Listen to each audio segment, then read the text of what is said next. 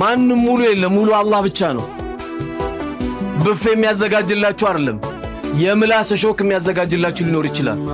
በርትታችሁ ስሩ በደንብ ተጠናከሩ እኔ በዋናነት መመከራችሁ ይነን እናንተ ከተጠናከራችሁ ኢንሻአላህ ለየትኛውም ለአገርም ለዓለም የምትተርፉበት አቅም ትፈጥራላችሁ ብዬ አስባለሁ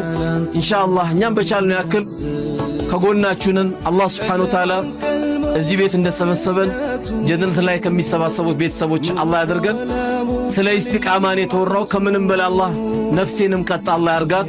እዚህ ጋር የቆመ ዳዒ ሁሉ መላእክት ታርጉት እሱም በተለያየ ዱንያ ተወጥሮ ነው እዚህም ዳዋ የሚያደርገው ማንም ሙሉ የለም ሙሉ አላህ ብቻ ነው ነገር ግን ድንገት በተናገርኩት ነፍሴንም ነውና መመክረው ማንም እዚህም ሲመጣ የመጀመሪያው ምክሩ ነፍስ ነውና ኢንሻአላህ ቀጥ ብለን ምንኖር ቀጥ ብለን ምናኖርና ቀጥ ብለን ከአላህ ጋር ምንገናኝ አላህ ያርገን ይያልኩኝ በዚሁ